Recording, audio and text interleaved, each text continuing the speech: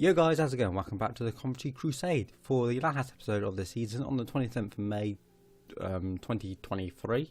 We are playing Tottenham in the FA Cup final for our first final in, I don't know, I did read the article on it a minute ago, but I can't remember the year it said, in a very long time. We've actually beat Tottenham in the final, so since the last episode where we beat Liverpool, we've played 5 games. We started off with a 4-0 win against Newcastle, very good game. We just came out dominated. They didn't even get a shot on target. Just a very good game for us.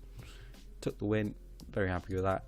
We then moved on to Aston Villa and beat them 3-0 as well. Very good performance again. Their goalkeeper had a bit of a mare.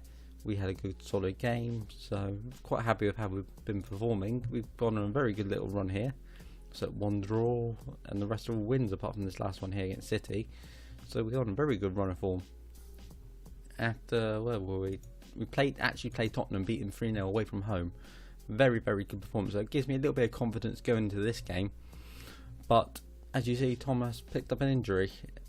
Oh no, he's returning to injury from there. But I think in the next game against Man City, well no, I can't remember what he did. But their only goal came from an own goal from Perez on the 84th minute. So I was really disappointed with that.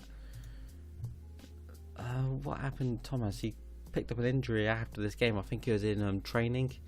I can't remember exactly what he did, but he's going to miss the final, so it's a little bit annoying of that. But back to the Tottenham game, we showed we can beat them, so this is going to be a completely different game, with it being the FA Cup final, but we have got the ability to beat them. So we're going to jump straight into it. We'll go through the league table and all that after the game, because the main focus of this episode is this final, where we have only beaten them, 1 match out of 8. So you can see how things are going, but you never know. Gallardo's actually picking up that right winger role pretty well. So we've got Perez in goal. Yeah, Thomas is out for how long? 8 to 12 days. Broken finger. He broke it in training or something daft like that. So that really set us back. So we're going with Perez, Bonilla, Tornado, Colac, Klus, Brittencup, Farrier, Kovic, Gallardo, Brunskill and Stokes. And the Messi is coming back as well, so he might even get a run out depending how the game's going. So apart from that, I think we're more or less ready to go. So I'll just spin them around. So let's get into this and see what we can do. Hopefully get a good performance. We're missing Thomas and missing Mamana, which I do know who he is, but I can't think of how to pronounce his name. They're going with Davis, Wimmer, Oldevald, Pinheiro. Oh, he's not an actual player, okay. Eric Dyer, Forlas, an actual player as well. Philippe Anderson, Dele Alli, Rafael Silva, and Harry Kane with Lloris in goal. So they've got a very, very strong team out as well. So it's going to be a very tight game. But we'll just see what we can do and try and get our hands on our first trophy. Alright, let's get going and see. Kovic, Farrier. Probably nothing going to come from this highlight here. Sort of Farrier. Gillon. Yeah, nothing was going to come to it. First highlight is their free kick corner, and they've scored from it. 12 minutes in, they've scored a free kick corner straight away. That's not the way we wanted this game to go. I wanted to sort of get half an hour in, no sort of major issues. They whip the ball in. Dele Alli nods it down, and Pinheiro just shoots and gets it in. Lose out to Tornado. Good tackle. Farrier over the top. Gallardo's broken the back line. He's bursting into the middle. Brunskill. He's pulled us back level. 18 minutes in. They've only in the lead for 5. And what a way to pull ourselves back into it. Whew. That's going to ease the pressure on us for a little bit. Just lovely ball over the top. Don't know what the manager's doing, but he's happy.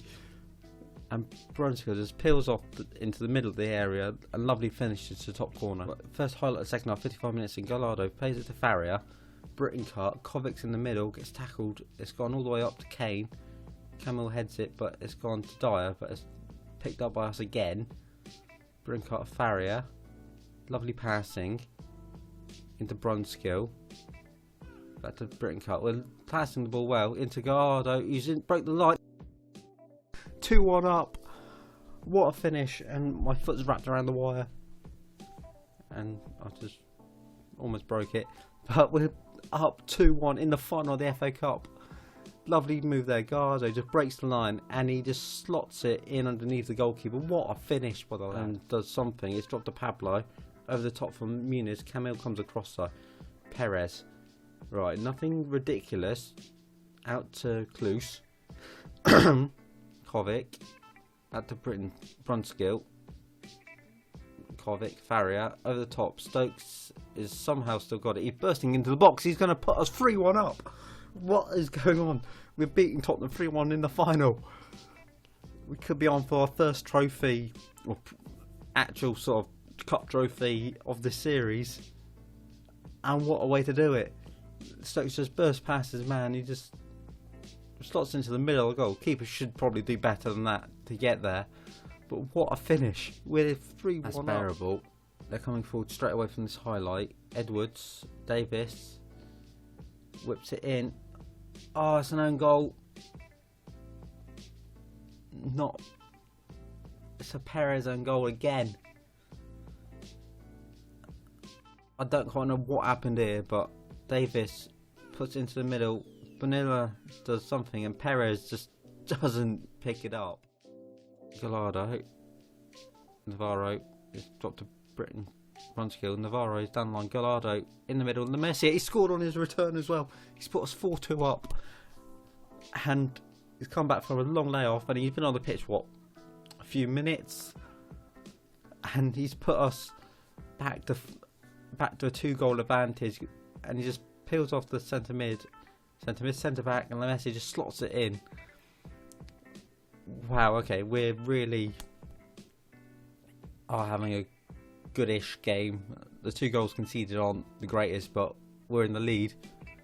Are we going to get our first trophy? Second half, 81 minutes in, and we're time's ticking down. That's just what we want to see. The quicker it drops it to 90, the better. 10 seconds left. Last highlight. Stokes has it into Faria. Back to Stokes. He shoots, and that should be the last kick of the game. Are we going to win our first trophy? Are we going to win? Well, we are going to win. We've won our first trophy, and we've taken the FA Cup. No one comes bursting onto the pitch, where you think winning a cup they would do that.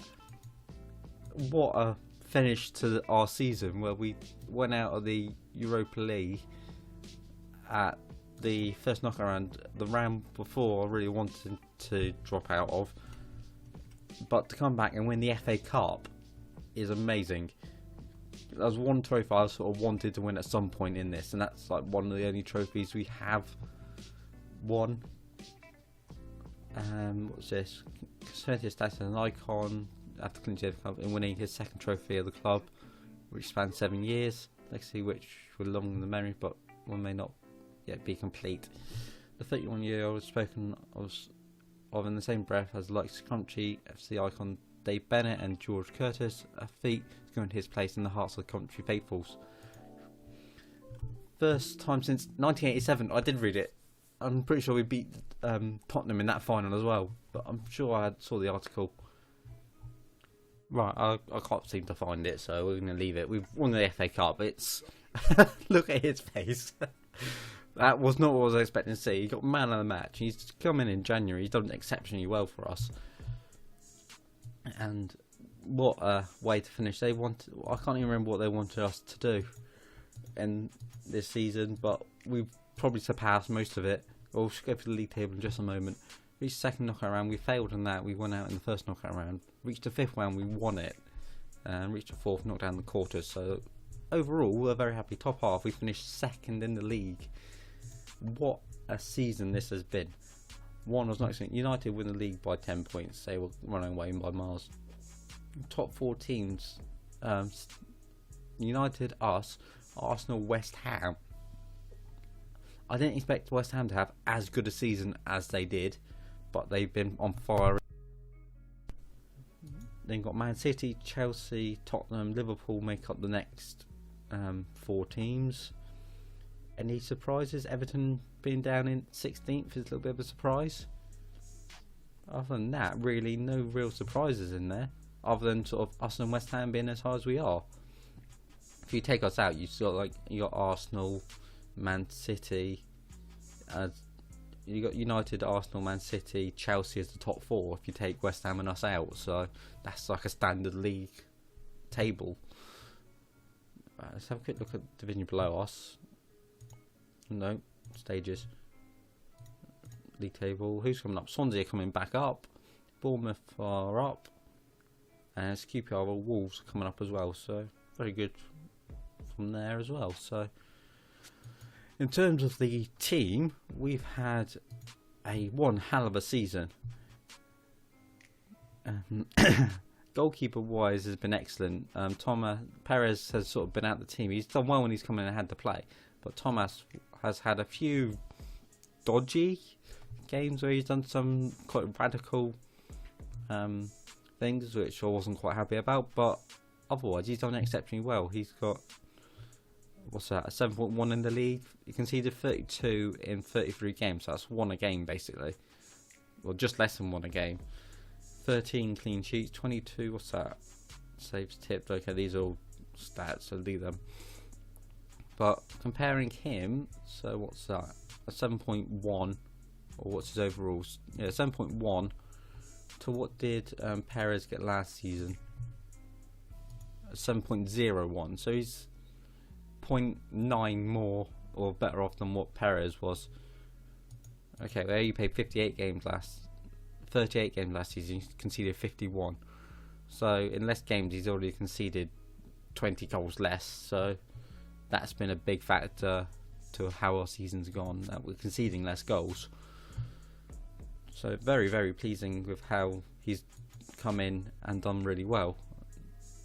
He's picked up a couple of injuries which was a little bit disappointing, I didn't want to see, but we've been able to cope and move on from that.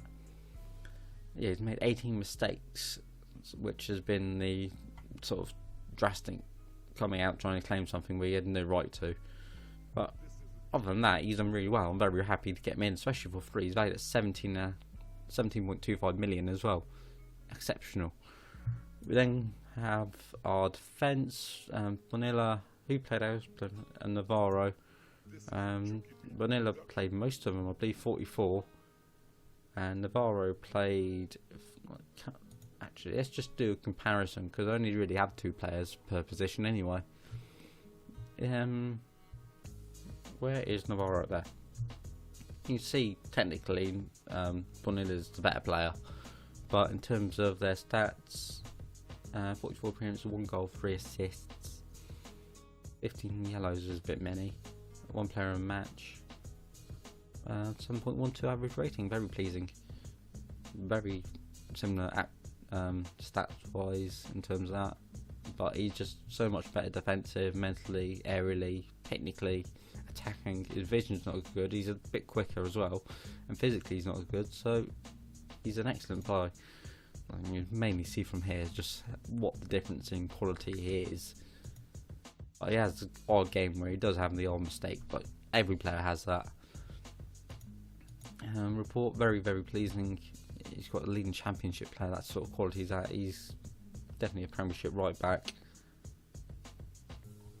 and definitely going to be in the first team next season as well. Alright, centre back wise, the main players were Tornado and Kolak. Definitely the 2 players who did the most. Hadjic is going. Wigger is going to be getting more football next season, which he isn't happy about. He wanted to leave because he wasn't playing as much, so I convinced him-ish to stay for now. But Kolak and Tornado, if you just compare those 2, they're just such good players. Where is Tornado there? Overview, they just complement each other so well.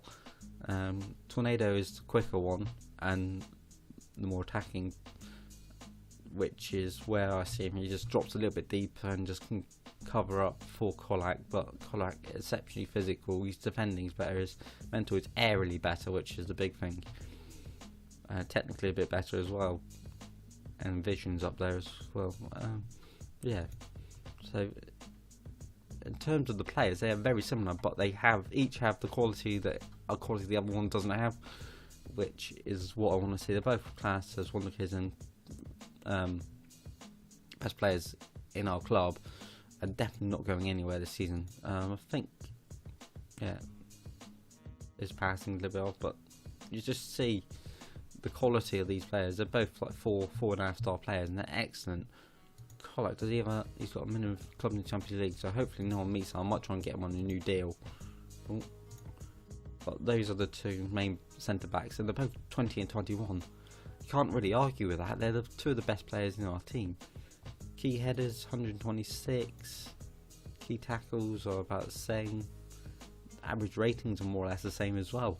Both play the same sort of amount of games. They both only sort of got 1 goal each and 1 assist for Colac, but I'm not looking for goals on them. I want them defending and being solid at the back. I've got strikers who are meant to score. In terms of the backups, Wigger, Hadjic, Rakic did quite well. 10.31, he did really well actually. Over the season, 16 games, he got 7.38 average rating, very pleasing actually. But he wants more versatile in football. Who wants him? Monaco. Monaco want every player, which is the annoying bit, so I'm going to try and get my new deal. Left back wise, Van Dinturen came in, going to be more predominant next season. Kloos is going to be probably rotating a bit more with him, but once he sort of found his feet, he looks like he's the going to be the starting left back. Now he's sort of worked out how to play. He started off with a couple of games. Where's his stats form? Where's the start? 4 for the second. He started off at 6.4, 6.8, 6.8, 6.7. But after that, he had a few games where he didn't get in the team at all. And he got 6.8, 7, 8.3, 7.3. And he really started to pick up his form. So very happy with how he's sort of adapted and started working out how he playing, adapting to it. So he's definitely going to be a big player for us in the next season or so. Midfield is very, very big. We got quite a few players. Kovac is probably the main. Kovac and Farrier are probably the main two in our midfield. What's his problem? He wants a new contract. Okay, we'll deal with that in a minute. Kovac, excellent player, box to box midfielder. It says he's only a 3-star, but he's a quality player. What's his average rating? 7.9, 7.19 in the league, 7.3 in the Europa League. Just an absolute outstanding player. To get him in, okay, we spent 35 million, but he's been excellent for us in the 2 seasons he's been here. 11 games, he got 7.68. In the whole season, he got 7.19. Very happy with that, and definitely worth the money, I reckon.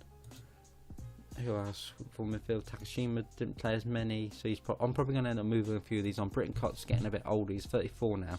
I'd love to keep him here, but he played 41 games for a 34-year-old in the Premiership and he got a 7.4 average rating. What a good player. He got 5 goals as well. Excellent player. But he's experienced, but I don't see him getting as many games next season if I can find a very good defensive centre mid. But we'll see. Campbell's probably going to move on. He's hardly really played for us. He got, what's that? 9 games overall this season. So yeah, he's probably going to end up moving. He's just not playing for us. I'd rather free up the space for someone who would get that position. Samir came in. Looks like he can be a very good player for us. He's classed as a wonder kid, I believe. Yes, he is. But definitely looks like he can be a very good player. He's going to be rotated in and out next season. Who else is midfield? Farrier, excellent centre mid. Culture's midfielder apparently. Just an excellent player. I'm so glad I got him in on a free, and he's out at like 16 million. He got 11 assists, 4 goals, 36 appearances, 7.32 average rating. Excellent little player we got in on a coup, and just looks like he's going to be the future running the midfield for a while. Brunskill did well. Probably didn't play as many as he did last season. I know he didn't play as many due to a system change now, but he's still got a 7.24 average rating. His best so far. 8 goals, 2 assists. Not as many goals, but he's played less games. So if he probably played 35 games, he probably would have hit over 10. So not too bad there. Benno came in on loan, he did pretty well. Gallardo came in January, and he's done exceptionally well. He's another wonder kid. We've got so many wonder kids, it's amazing. 10 million we spent on him, 5 goals, 5 assists, 11 games. So effectively, he either scored or set up a goal every game. 7.56 average rating, he's going to be an exceptional player next season. Stokes had another good year. Not as good as the year before, I think, but we changed the system up a bit. He got 22 and 32, so he's got 2 more games. More assists this year, and same amount of matches. So, definitely one to watch next season, see how he gets on. Hassan El-Sahi did very well, probably going to let him go, to be honest. Didn't play as many, he just missed so many open chances in 29 games. Only 8 goals, he had so many clear chances to score and he either blazed it wide or whatever. It's just finished, his ability to finish was not top notch, which is what I want. Lemessier picked up that horrific injury and he's just dropped out for half the season, but once he started picking up that right winger role, he was actually starting to find some form. 8 and 22, but with the change of system as well, I'm quite lenient with that. Not the best average rating, but he didn't play that many games, so if he had played the full season, he probably would have got even more than that by a mile. But ifs and buts. Manuel, he just came in, did okay. Not the best of starts. I'll probably put him out on loan next year. Got 2 and 14. Not the greatest. Probably going to let him go out on loan. Give him a full season somewhere. And see how we get on.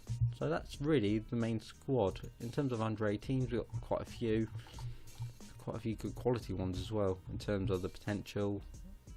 Of course, I still can't say them. I don't thought Adrian is probably our top one there. We got Thiago Castro out on loan at Toulouse, doing well. He got 16 goals in 43 games. Ashley Willis, who came in last year, is doing well out on Swansea. 34 games, he got a 6.57, not the greatest, so he's probably going to have another season out on loan. Pedro Rodriguez went off to Spain. Probably going to let him go out on Spain again, really. If I can I trigger clause extension, but transfer.